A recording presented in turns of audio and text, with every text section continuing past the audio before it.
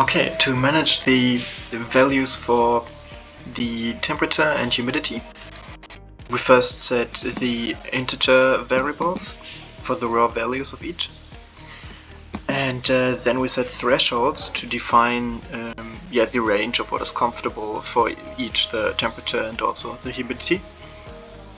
And based on that, we've got our functions, one for temperature and one for humidity.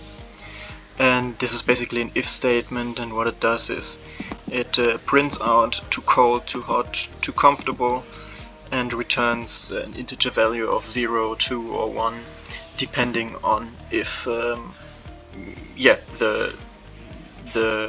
temperature is above or below the respective thresholds, and it does the same for the humidity.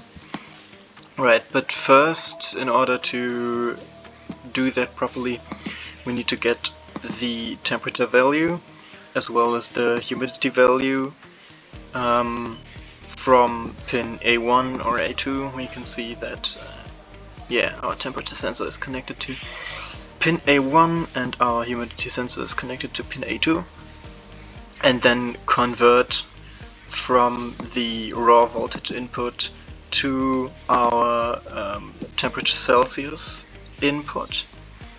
And for the raw humidity input, we convert it to a percentage value. And then we get the value of the function so that we can use it later in the main function. I'm Man, and in this project, I'm responsible for the light sensor integration. My part of the code focuses on detecting ambient light levels and automatically controlling the artificial lighting in the system. In the setup section, I define the light threshold as 500. This is the value that separates dark from bright conditions. I also set pin 7 as the output for the light bulb and pin A3 as the input for the ambient light sensor. The light bulb represents artificial lighting in our simulation.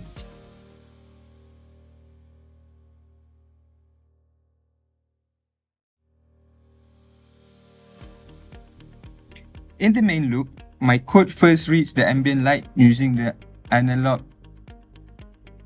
read A3. This gives us a number between 0 and 1023, while lower value means more light and higher value means it's darker. I then print this value to the serial monitor so it's easier to calibrate and debug. Next, I compare the reading to our threshold. If the reading is less than 500, it means it's dark, so I turn on the light at pin 7 and set the mode to on.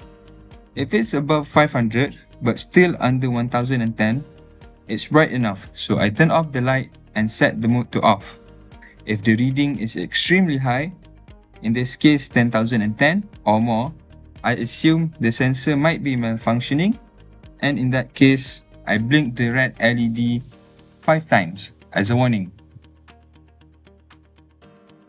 My code also works together with other parts of the system.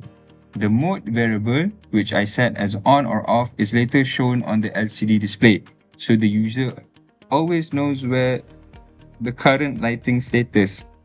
My section also respects manual override mode, meaning if the user wants to control the light themselves, my auto adjust code pauses until auto mode is reactivated. Overall, my code ensures that the system can detect day and night conditions in real time, automatically controlling the lighting to save energy while maintaining comfort. This is how I contributed to the smart indoor comfort monitoring system. So next would be the next part. Alright, hello, my name is MFB2012 and I am responsible for the actuator control comfort response system in our smart door in the indoor comfort monitoring system.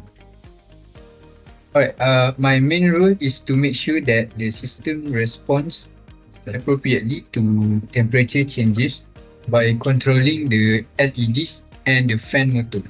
This ensures that user can quickly see the comfort status and feel the cooling effect when needed. Right, in the code here, first I set in mode 6 for output for fan motor, and then in 8 for the red LED, and also pin 9 for the yellow, and 10 for the green LED. Next, I wrote the control logic inside the loop function based on the value of temp status provided by the temperature sensor module. Right here, we can see in the loop, if the temp status go to 0, the green LED will on to indicate comfortable or cool temperature, and also the fan motor is off. And next, if the temp status equal to 1, the yellow LED is on to indicate slightly warm condition. Fan motor runs at medium speed. And next, if the temp status equal to 2, the red LED is on to warn of high temperature. And also the fan motor runs at high speed. This control structure use digital write to manage LED indicators and analog write for fan speed control using PWM. In short, my section ensures that the system not only detects the comfort level but also acts to improve it through clear visual signals and appropriate cooling. I'm Wishan, and I'll be explaining how the manual override function works. So when the code starts, it runs on automatic mode, and I press the button once, turns the light bulb on in manual mode, press it again, turns the light bulb off, pressing it the last time, switch it back to automatic mode.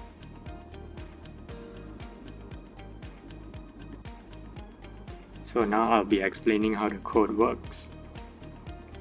So first, we initialize auto adjust to true so that it will always start with automatic mode, and we have last manual state to low, which is the last time whether the button is pressed or not, and button mode set to 0, so button mode will determine whether the light is on, off, or switches back to automatic mode.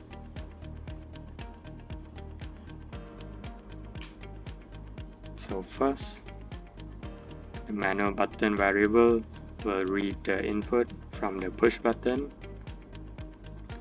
and if the push button is pressed and the last manual state is low, so the last manual state is there to prevent the button triggering multiple times when you press and hold the button. So each time you press a button, button mode adds 1. So it starts with 0 and you add 1, that will turn on the light bulb. You press the button again and it'll turn off the light bulb. And for both of these conditions, auto adjust will become false so that it will not run auto adjust anymore. And then when you press the button the third time, button mode will become 3, and being more than 2, it will become 0, which is back to auto adjust. and then by default, when nothing is pressed, auto adjust is true, so it will run the automatic mode explained by Ayman. Thank you. So to show how the override system works, we have a button here which when we press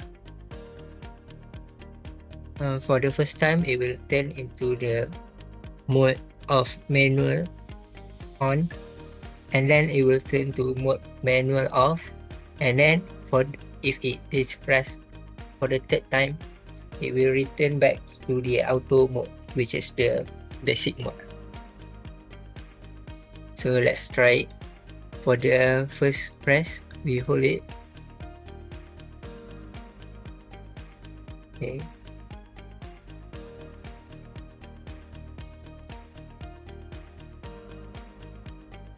It turns into manual on. After that, if we hold it again, it turns into manual off. If it is in manual mode, it will also reflect on the LCD screen. And lastly, if we hold it again,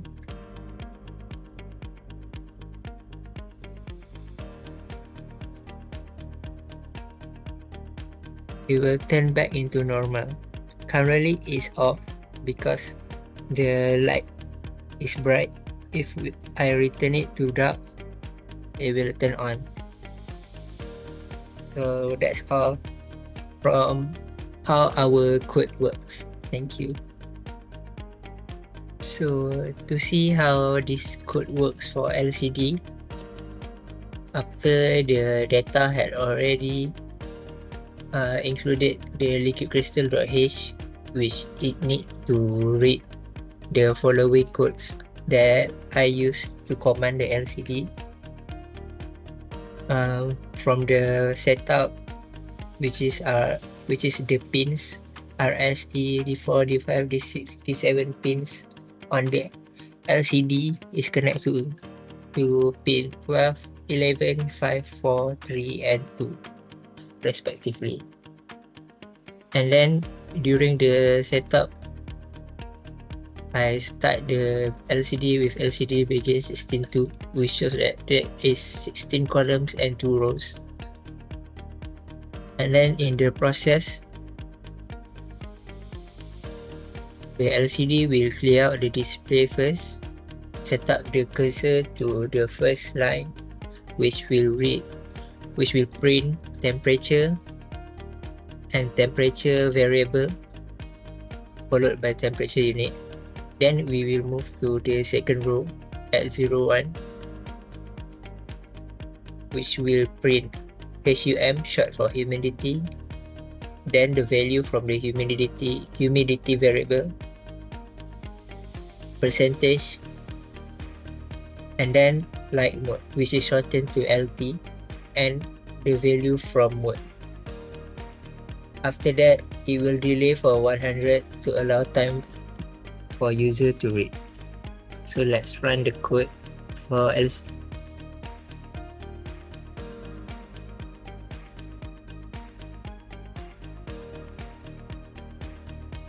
Here, the LCD works perfectly. We have the temperature, humidity, and also light mode. In case I increase the temperature,